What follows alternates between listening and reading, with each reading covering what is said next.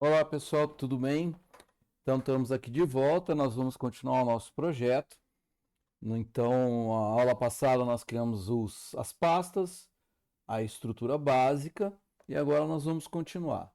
É, Nós vamos primeiro montar a parte dos meta tags, tá? Aquela parte que ficou oculta, mas que é importante para você determinar algumas informações que são utilizadas muitas vezes naqueles mecanismos de busca. Quando você vai no Google, você põe no Google, no Bing ou qualquer outro mecanismo de busca. Quando você estabelece alguma coisa, você põe o que você quer pesquisar, ele se utiliza também das informações que estão no meta tag. Então nós vamos colocar uma primeira importante para esse tipo de busca, né? A meta name, aí eu digo qual que é essa meta tag, tá? No caso, vai ser a keywords, ou seja, palavras-chave, tá? Keywords. E aí o content vai dizer o conteúdo dela. Então vejam bem, o meta é a tag, o name é um atributo, e nesse atributo eu digo qual é a finalidade desse cara. Keywords, palavras-chave. Então são palavras que se você colocar na internet, eu quero que você, o mecanismo de busca, pegue e traga. Então eu vou pôr, por exemplo, web, curso, curso, web, CSS, HTML, e aí vai, né? Não existe limite, você pode colocar. Então, quando a pessoa digitar lá web, curso web, CSS, HTML, quando ele procurar por palavras-chave, ele vai trazer o meu site, por exemplo. Outra informação interessante é a descrição do que é o meu site. Meta, então, de novo, name. Aí eu uso qual é o nome, description, descrição. E aí eu vou de novo, content, e eu vou dar o conteúdo. Qual é o conteúdo dessa descrição? Aqui você fala o que tem nesse teu site, qual é a finalidade dele, para que ele serve. Tem uma outra finalidade também no description. Quando o mecanismo de busca acha o teu site, localiza dentro daquilo que foi solicitado pelo usuário, embaixo do nome, do título do site, ele também aparece a descrição. Então, aqui que você colocar, ele vai informar também nesse mecanismo. Então, é interessante você colocar aquilo que seja a finalidade do teu site, para que ele serve, para que ele está sendo utilizado, ok? Então, como eu estou falando aqui de aviões, então eu vou pôr assim, né? Informações dos melhores aviões do mundo em todos os tempos e guerras, por exemplo. Então aqui eu disse o que é. Veja, ele também pode usar na busca, quando alguém perguntar aviões, ele localiza ali aviões, então ele vai trazer para o cara guerras, ele pode pegar, entendeu? Também ele usa a descrição para isso, e quando ele localiza o site, é essa informação que ele aparece. Quando ele não tem descrição, ele pega o que ele achar de texto inicial na página, na primeira página do site e coloca lá como informação, ok? Então, isso é um outro meta tag interessante. Outra que normalmente a gente põe, mas é mais por questão de parte profissional, né? Que é o autor. Quem é o autor desse site, né? Então, eu coloco para ajudar no meu portfólio, se alguém pesquisar o meu nome, né?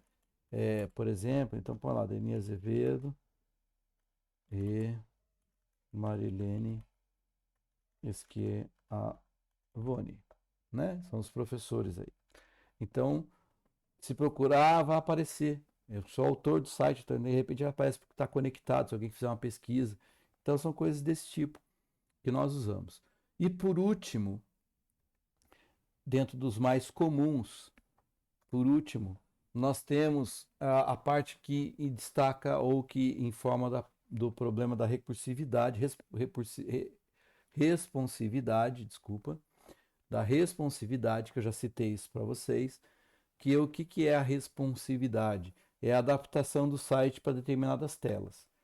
E quando eu vou trabalhar com isso, então eu pego e dou um destaque aqui, tá? Metaname é a viewport. O content dela eu estabeleço como que ele vai estar funcionando. Então, de início, o que acontece? Eu falo para ele que o tamanho do meu site é do tamanho da tela que ele está usando, o dispositivo que ele está. Então, eu ponho width igual device, que é o dispositivo em que eu estou abrindo, width. Então, eu estou falando para ele que o tamanho da minha tela vai ser o tamanho da tela do dispositivo que eu estou abrindo. Aí eu ponho um ponto e vírgula aqui, tá? E ponho uma outra informação. Initial scale. A escala inicial, que tamanho que vai estar meu site, 1.0, que é sem zoom, né? Quem já mexeu aí sabe que eu posso dar zoom, tirar zoom no site. Aqui eu tô falando para ele, ó, não põe zoom, tá?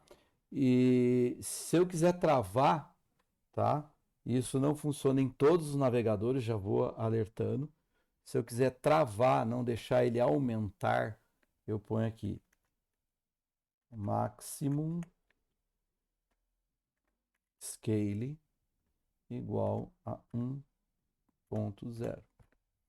Por que normalmente você faz isso? Porque se a pessoa te der zoom, pode bagunçar todo o coreto aí do teu site, né? Que você teve todo um trabalho de ajustar, e pode bagunçar. Às vezes pode acontecer isso. Então você tira, você fala, não pode dar zoom, né? Não funciona em todos os navegadores, já vou alertando. De repente você pode fazer, não funcionou no meu, é porque de repente não é compatível, tá? Depois eu vou mostrar para vocês, eu tenho um site, né? Tem um site criado na internet que ele informa para a gente tanto os tags HTML quanto os comandos CSS e JavaScript que são suportados por quais navegadores ou qual versão daquele navegador que suporta, né? Então, se você precisar, você tem essa informação. Legal? Então, esse é o básico, né? Deixa eu já salvar. E aí tem um outro negócio interessante. Vejam, vocês já devem ter percebido que alguns sites, quando você vai mexer, ele aparece um íconezinho junto lá da tabela, do tab, né? Não só um nome, mas tem um ícone. Não é um ícone padrão, é um ícone diferente, muitas vezes um logo. Esse ícone a gente chama de Five Icon. Existe uma forma de você estar fazendo isso, mas ele é uma maneira que às vezes não funciona muito bem, vamos dizer dessa forma. Tá? Porque eu já tive algumas situações em que se você for usar essa forma que eu vou comentar, ele acaba não carregando. Que é qual? Você cria uma imagem, tá? As imagens, ela tem vários formatos ou padrões, formas de gravar. Aqui normalmente o pessoal conhece é a JPEG, JPG, que é a mais comum, é o padrão das fotos. A PNG, que é a que a gente mais utiliza na internet, até porque a PNG permite ter fundo transparente. Então, quando você precisa encaixar alguma situação que você não quer que apareça o fundo, né, o que está por trás, você tem que usar uma imagem do tipo PNG. Vocês vão aprender mais isso na parte de multimídia da disciplina, né? Mas dando uma adiantada aqui. E tem uma outra que é a ICON, a ICO. tá? Normalmente era usado para ícones nos sistemas operacionais. E o que acontece? Para criar aquele íconezinho, de início você criava uma imagem no formato ICO. Então, ou eu tenho que ter algo que salve como ICO, ou eu tenho que procurar alguma coisa que converta a minha imagem para ICO e você punha na pasta principal, aqui, junto com o HTML. Na parte principal, né, onde é a raiz ali da minha pasta de projeto, onde eu ponho todos os meus arquivos HTML. Você põe aqui essa imagem com formato, né, com a extensão ICO, com o nome de favicon. Então, favicon.ico. Teoricamente, quando o navegador identifica esse cara, ele carrega ele. Só que eu já vi situações em que isso não acontece. Então, existe um negócio interessante que eu posso usar um meta tag para falar para ele carregar o ícone para mim. E aí ele carrega o ícone. E eu vou ensinar vocês a isso. E agora eu vou também ensinar vocês a fazer comentário no HTML, ou seja, aquilo que você põe que não serve para nada no sentido visual, nem na parte do body ele aparece, mas que te ajuda a identificar partes do seu arquivo, ok? Então, para fazer comentário, você põe sinal de menor, exclamação, traço, traço, tá? Ele já fechou aí, é traço, traço, sinal de maior, e aqui eu vou escrever. Não se importem muito aí, o meu minha tela deu uma mudada aqui, então eu vou pôr lá aqui, Five Icon. Isso aqui é um comentário, tá? O meu deu uma mudada porque eu uso um tipo de fonte que faz alguns ajustes visuais, tá? Só para vocês verem. Maior, igual, ele fica desse jeito. Se eu puser diferente, vocês vão ver isso em programação, tá? Tô dando uma adiantada aqui. Normalmente a exclamação igual, ele fica o símbolo de diferente que a gente costuma ver em matemática, tá? Mas isso é um tipo de fonte que eu estou usando que faz, tá? Então, essa mudança aí é o meu tipo de fonte. De vocês vai ficar o maior, exclamação, traço, traço, né? Que é o menos, menos, né?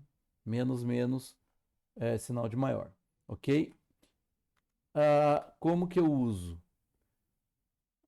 Eu vou usar a tag link para fazer isso. Eu já baixei uma imagem, tá? Eu já tive esse cuidado, já baixei uma imagem, já salvei ela como favicon e ela está dentro da minha pasta IMG. Tá aqui, ó, favicon.png. Eu não tenho isso. Então você pausa o vídeo, vai na internet, vai lá no Google, pega qualquer coisa, gente. Você tem que ter uma ideia do que você vai querer desenvolver agora no teu site. Não precisa ser do que eu estou fazendo, não. Pode ser alimentação, qualquer coisa, não interessa. Bola um tema aí e vá fazer. Pega um ícone que represente esse tema, baixa esse ícone. É preferível que seja PNG, tá?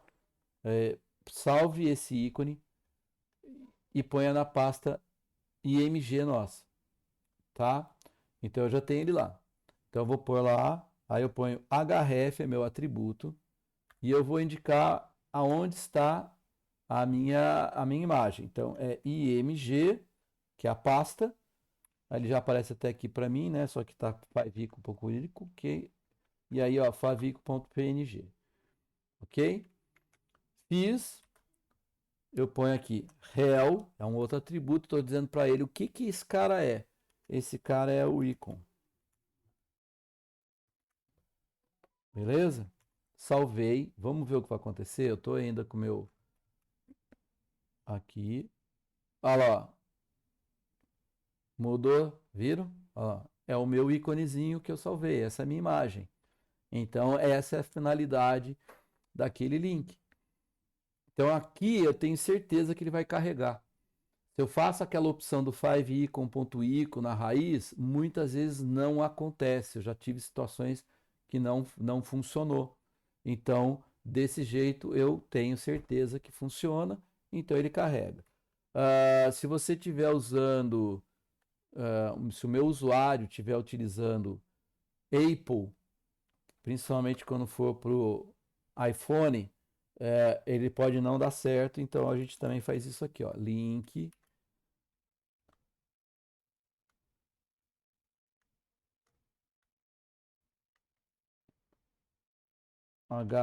href,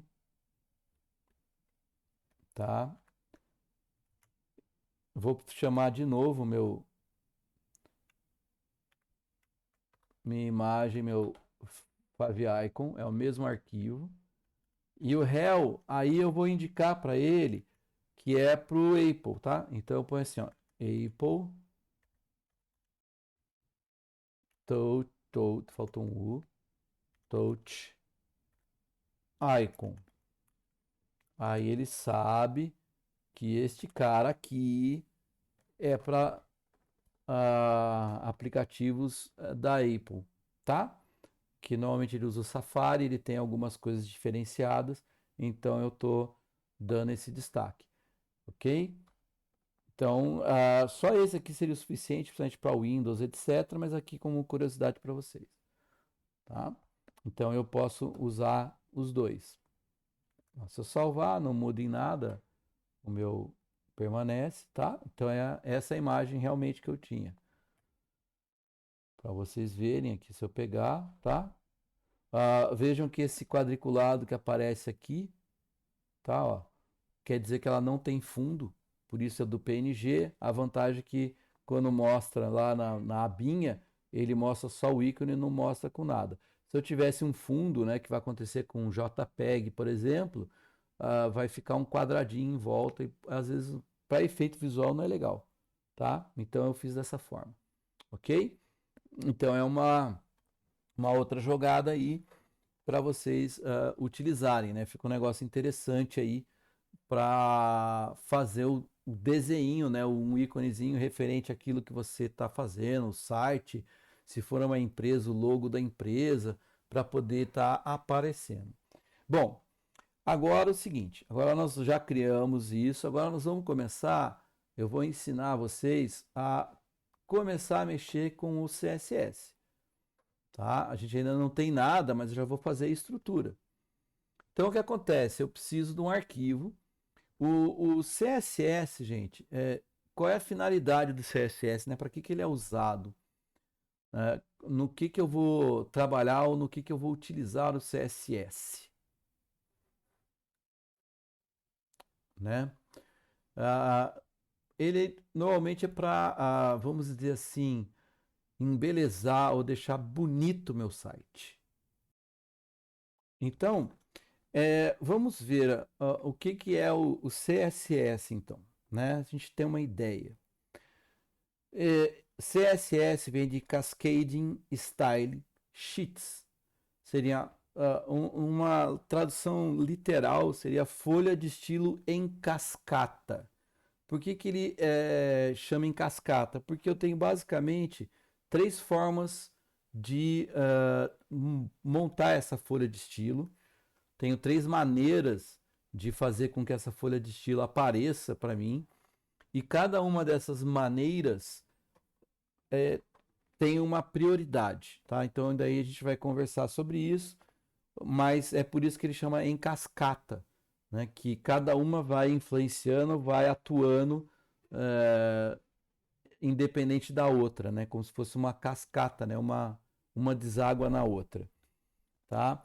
O CSS ele vai descrever como o meu elemento ele aparece na tela, tá? Como que ele vai estar funcionando, cores, então posicionamento, cor, espaçamento, né? Com o CSS eu posso, por exemplo, criar uma estrutura bacana e utilizar em vários sites.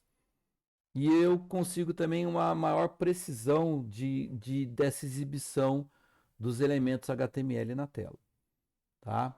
Então eu uso o HTML5 como estrutura, o CSS como formatação, então posicionamento, configuração, cores, etc. E com isso eu gero o meu site todo bonitão, né? Então, essa é a brincadeira que a gente sempre vê, né? Isso aqui é o HTML, né? Coitadinho, sem nada, e com o CSS vira esse negócio aqui, né? Então tem outra brincadeira, isso é da internet, tá, gente? Então lá HTML, né? E HTML com CSS toda maquiada, né? Vamos dizer assim. Então dá aquela mudança no meu site. A sintaxe básica, como que eu escrevo, tá? Eu vou ter um seletor, uma propriedade e um valor para essa propriedade, ponto e vírgula. Não posso esquecer do ponto e vírgula. A propriedade, o valor, ele vai estar entre chave, então eu vou abrir chave por várias, se eu quiser, fecha a chave. Não precisa estar numa linha só como aqui, não. Aqui é um exemplo, tá? Então o seletor, ele diz que elemento vai receber a formatação do CSS. Eu tenho três formas básicas de fazer esse seletor, depois nós vamos estar aprendendo, tá? A propriedade é a característica que eu quero modificar. Pode ser cor, posicionamento, formato de exibição, e outras coisas mais que nós vamos estar aprendendo. E o valor é a característica, o que você quer naquela. Então, se for cor, que cor eu quero? Né? Cor da letra, cor de fundo. Se for, por exemplo, a distância, né? Margem, distanciamento do lado do meu site, qual é a distância que eu quero? Normalmente a gente usa em pontos gráficos que a gente chama de pixel e assim vai. Então aqui é o valor que vai ser adotado para aquela propriedade. Cada propriedade ou tem valores, escala de valores, né? Ou ele tem valores específicos que você pode adotar. Nós vamos estar vendo isso para cada um deles, tá? Então isso aqui tudo é uma declaração do CSS, ok? Então um exemplo aqui, tá? A gente vai ver isso agora depois na prática. H1 é um tipo de seletor. Eu estou falando para tag H1, ela vai usar a cor, aqui é a cor do texto, verde. A cor também eu tenho várias formas de fazer, eu tenho tanto por nomes como por codificação, tá? Então é dessa forma que a gente trabalha, tá? Então agora nós vamos ver mais na prática de como nós vamos estar trabalhando isso, ok? Deixa eu mostrar mais duas coisinhas aqui para vocês.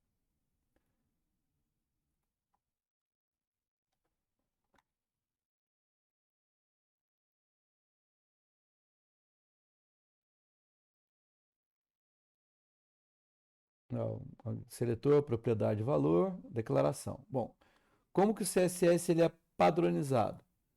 Né? Quem define isso? De novo, é a W3C, que eu já tinha comentado com vocês. Ela define qual é a padronização, como isso deve se comportar, etc. E os navegadores que implementam. Novamente, nem todo mundo implementa tudo. Eu já comentei isso com vocês. Eu vou aproveitar e vou mostrar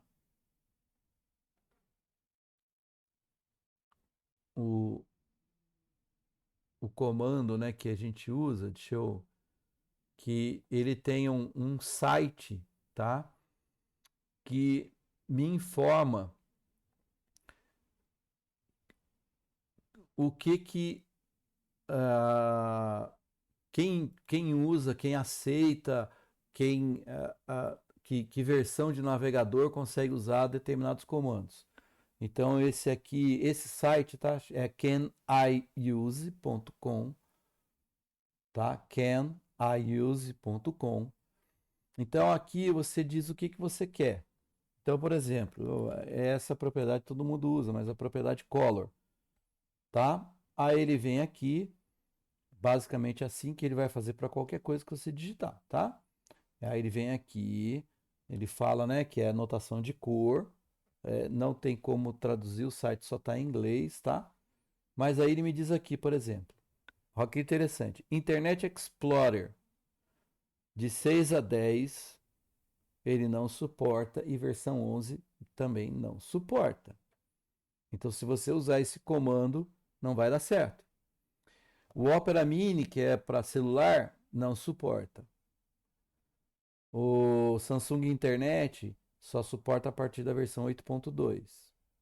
O que que é browser? Nem nunca ouvi falar desse, nunca usei, mas também não tem lá. Tem outro, Baidu Browser, o que é iOS Browser.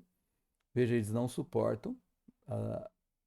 Ah, e aqui sempre ele procura indicar a última versão. O Firefox para Android está na versão 87, suporta, tá verdinho, tá vendo? Ó? O Chrome para Android suporta. O Opera Mobile, a partir da versão 62, suporta. A da 12 não suporta. O Android Browser também, olha lá. Aí o Safari, a partir de uma certa versão, entendeu? Então ele vai me indicando. Tá lá, Safari. Aqui é o Safari que vem dentro do sistema, né? Que é o Safari que você pode instalar em um Windows, etc. Chrome, Firefox, está faltando o Opera. Só tem o Opera Mini e o Opera Mobile, tá? O Edge suporta, que é o que a Microsoft tem usado. Aí tem aqui o Color para entrada, tipos de entrada, então ele vai de novo. Então é isso que o Can I Use fala para mim, tá? Quem suporta, a partir de que versão que suporta. Qual a vantagem? Dependendo do que você for fazer, ó lá, o Color como função do CSS, é uma coisa específica. Esse aqui eu nunca usei especificamente a função, tá? Quase ninguém suporta lá. Só o Safari que tem suporte para isso. Então ninguém mais suporta. Então você tem algumas coisas interessantes aí que você pode saber. Ó lá, CSS3, o Colors, né, como atribuição, praticamente todo mundo tem. Aí ele vai. Qualquer comando que você coloque aqui, qualquer tag HTML, qualquer propriedade CSS e depois JavaScript, ele indica para você se o navegador suporta ou não. Então é interessante mais para frente vocês terem isso aí para vocês perceberem aonde a importância de estar, onde vai usar, ou que navegador vai suportar o que eu estou querendo fazer, principalmente se for algum comando mais avançado, não for alguma coisa muito comum. Bom, quais são os tipos? Eu tenho CSS inline, depois a gente vai estar vendo na prática. O inline eu escrevo diretamente na tag HTML. Não é muito recomendado fazer isso, mas em algumas situações eu faço, porque não tenho saída. Então eu vou lá e escrevo o CSS diretamente na tag HTML. Esse é o inline. É o de maior prioridade. Se eu colocar ele, independente de qualquer outra coisa, é ele que vai ser seguido. Aí eu tenho o incorporado ou interno. Esse cara, ele é escrito lá no cabeçalho, no head. Você vai lá, escreve e ele também vai aplicar dentro do meu navegador, né, dentro do meu site ali na hora que ele for rodar, tá? Ele não tem prioridade sobre inline, né? Se eu não tiver um inline, tiver um incorporado, ele usa. Ele adota. Se não, ele vai adotar um inline. E o último é o linkado ou externo, que é o mais comum. Eu escrevo um arquivo CSS fora, lá na pastinha CSS, aí vocês estão vendo porque eu criei a pastinha. Lá na pastinha CSS eu ponho um arquivo, qualquer nome.css. A gente costuma dar um nome padrão, eu já vou mostrar isso para vocês. E aí eu ligo ele na minha página. Então a minha página vai chamar aquele cara e vai adotar tudo de formatação que está colocado ali, tá? Esse é o mais comum, porque eu tenho um arquivo só, se eu precisar mexer na cor de alguma coisa, eu vou lá nesse arquivo específico e mudo. Se eu crio um inline, eu tenho que ir. Imagina que eu criei um site grande, montei um cabeçalho, o cabeçalho tem um padrão de cor. Vamos ver o título da página. Nós vamos fazer um título aqui depois, só para vocês verem como é que é o negócio. Põe um título, põe uma cor. Se eu crio essa cor inline e tá isso em 10 páginas do meu site e eu for mudar a cor porque eu resolvi, eu vou ter que ir nas 10 páginas e alterar. Mesmo no incorporado ou no interno, ele está em cada página. Então a vantagem do externo é que eu vou lá e mudo uma vez e ele altera todas as 10 páginas.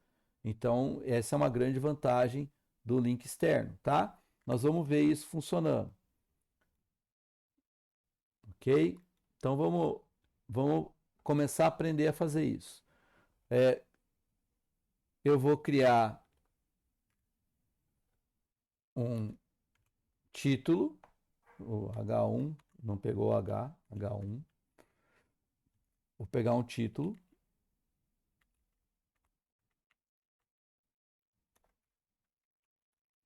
E vou colocar o título do meu site, né? Então vamos por lá, né?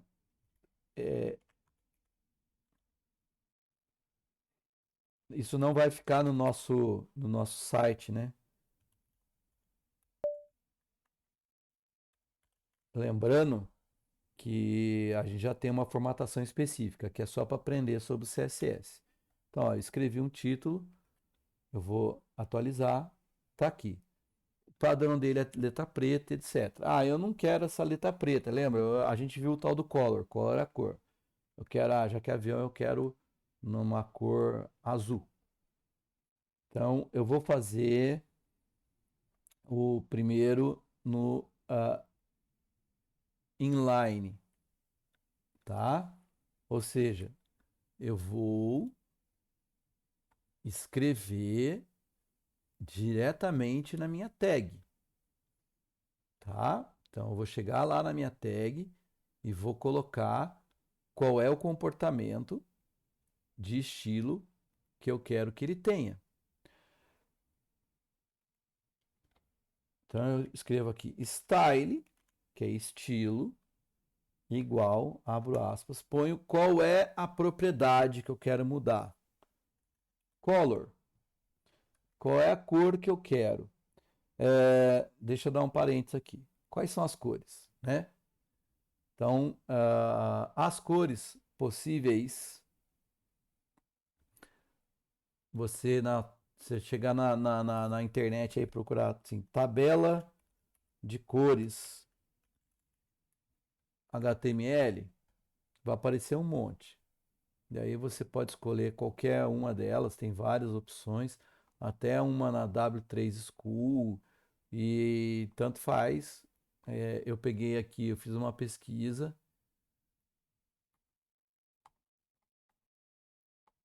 peguei o primeiro link, não é o mais bacaninha, deixa eu mostrar aqui, mas ele tem a tabela de cores. Então a tabela de cores é assim. Então vejam, eu posso pôr o nome, black. Eu posso pôr um código que é em hexadecimal, né? A gente trabalha com numeração decimal. Em computação, a gente usa numeração binária, que é o 0 e 1. A gente tem como artifício para facilitar trabalhar o hexadecimal, que é de 0 a 16. Na verdade, a gente não tem 16 símbolos para números, né? Então ele entra a letra, por isso que você vai ver aqui um C, um C, um C, ou o que ele chama de código RGB, que é um número, tá? As cores na tela do computador é a mistura de cor vermelha, verde e azul. Então aqui o número indica quanto de cada cor está sendo colocada para ele misturar e transformar na cor que eu quero, ok? Então você tem aqui, ó, os azuis da vida, tá lá. Tem várias cores. Então você pode escolher ou o texto ou o código. O RGB depois eu vou ensinar, a gente vai acabar trabalhando, tem inclusive algumas características do RGB que a gente utiliza, tá? Para deixar, a gente chama de opacidade, mas eu também tenho um comando para isso. Mas é aqui que você vai escolhendo. Essa é um tipo de tabela. Tem umas outras mais de outra forma de organização, tanto faz, gente.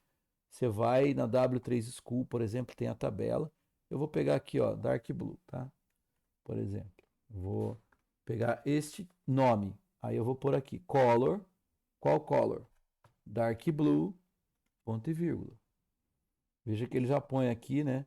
Isso é uma característica do Visual Code. O Brackets também faz isso, tá? Então eu pus aqui, então style, abri o estilo, você abre aspas, né? Põe aqui e fecha. Salvo. Vamos ver o que vai acontecer. Ficou azul, tá vendo, ó? Então ele mudou a cor. Perfeito. Vejam, a outra forma que eu tenho para fazer isso é colocar aqui. Dentro do cabeçalho é a forma incorporada ou interna que a gente fala. Aqui eu vou pôr lá style, daí é uma tag. Oh, ele pegou.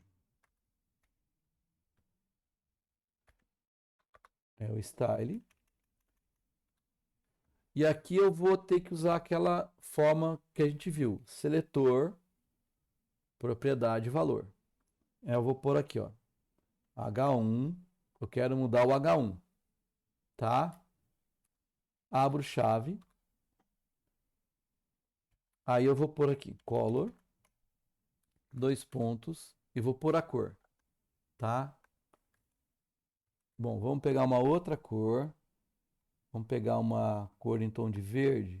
Vamos pegar o dark green. Só para ter uma, pra gente ver aqui, para dar um destaque, né? Para saber que existe diferença. Dark green. Ponto e vírgula. Agora, olha que interessante. Salvei. Não mudou.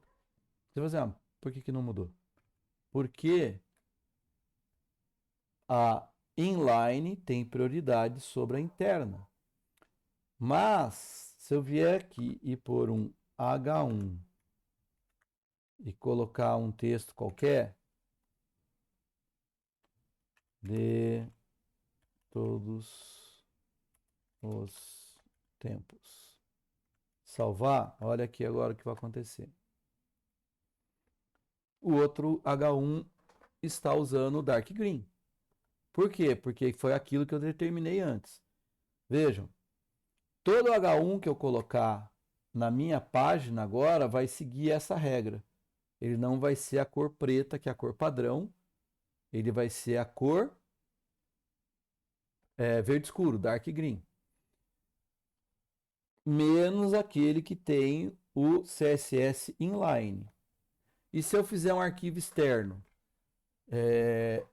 ele também não vai ter prioridades em cima do H1, porque o interno vale mais, tá? Nós vamos ver isso, depois eu vou mudar a cor de um outro elemento para vocês verem. Vamos pôr um H2 já aqui, ó, só para a gente... O meu H nunca pega. H2.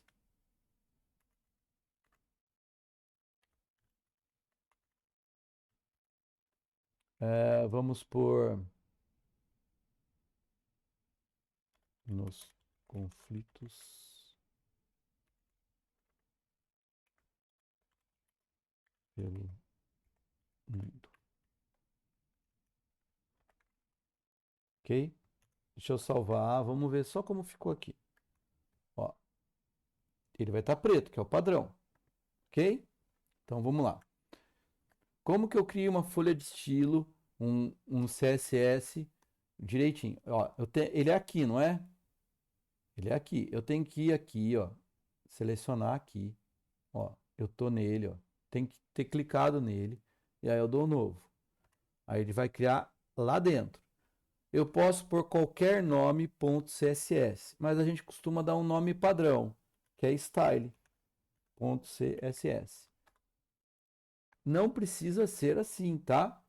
Mas eu vou pôr style, que é o padrão. Poderia chamar estilo, aí pode ser qualquer nome, desde que seja CSS. Eu tenho que ligar ainda, eu não liguei, tá? Então, como é que eu vou pôr? Lembra o H2? H2. Ó, vou fazer um H1 para vocês verem aqui. Color, dois pontos. Vamos pegar uma outra cor lá.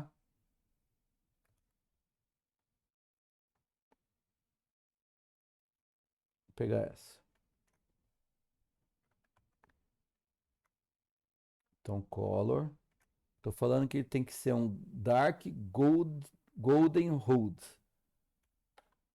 que é um ouro velho que o pessoal fala, né, que era uma cor do meio que o ouro escuro, né? E eu vou pôr um H2, que é aquele outro que eu tenho, color. Eu vou dar uma cor para ele qualquer. Vamos lá pegar uma outra cor. Vou pegar esse aqui.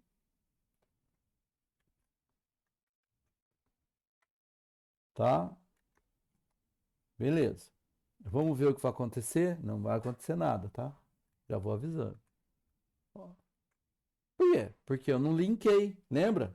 Eu não liguei, eu não falei para ele, olha, usa essa folha de estilo. Aí, como é que eu faço isso, professor? Então, vamos lá. Agora eu tenho que ligar, eu tenho que chamar, eu tenho que falar para ele que eu quero utilizar uma folha de estilo. Eu vou pôr abaixo do título aqui, só por conveniência. O tag é link também. Aí, isso aqui é importante, isso aqui não pode faltar. Eu tenho que falar no réu, tenho que chamar o réu e falar que ele é o quê? Que isto que eu estou trazendo é um style sheet. Se eu não fizer isso, não vai funcionar. Tá? Isso aqui é primordial. Esse que eu vou pôr na sequência, não precisa. A gente põe como informação, mas eu não sou obrigado, que é o teste barra CSS. Esse, o type, se eu não colocar, não dá problema nenhum. Mas o rel, se eu não colocar, não funciona. Agora eu ponho href, que é aonde está a minha folha de estilo. Está dentro de CSS barra style.css. Tá? Eu esqueci da aspas aqui, né? Ok? Então é assim. Fechei. Salvei. Agora vejam bem. Vamos lá. Atualizar. Observe que aqui mudou para aquela cor mais marrom. E os H1 não mudaram. Por que os H1 não mudaram? Porque lembra? Folha de estilo em cascata. Então ele vem, ele carrega a folha de estilo e ele vai aplicar. No primeiro H1 ele não põe, porque está valendo o que está aqui, que é inline. Esse vale prioridade acima de todas. Aí ele vai para o segundo H1, mas tem esse aqui que é interno. Esse também vale mais do que o que está fora. Então ele aplica o que está aqui, dentro da página. E H2 não tem nada aqui, então ele aplica o que está lá fora. Por isso que é em cascata. Ok? Então é assim que funciona. A gente usa os três modelos? Não. A gente usa a folha externa. Em situações muito específicas, que você não tem como, você usa a inline, porque você está mudando de um elemento naquele lugar que surgiu essa necessidade. Tá? O que você coloca aqui internamente, você pode colocar na tua folha de estilo. Não tem por que estar colocando aqui. A não ser que dentro do teu site inteiro, uma página se queira fazer alguma característica muito diferente e aí você muda aqui.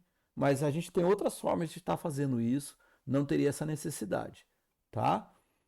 Então, aqui é mais para a gente ver. Então, acho que a gente já aprendeu essa parte, né? Deu para ver. Lógico, aqui é o início, né? O início de como vai estar funcionando tudo, tá? E já dá para vocês começarem a brincar, a aprender esses movimentos, né? O vídeo foi um pouquinho mais longo do que eu esperava, mas por enquanto a gente vai parar e a gente retoma na próxima aula. Até mais.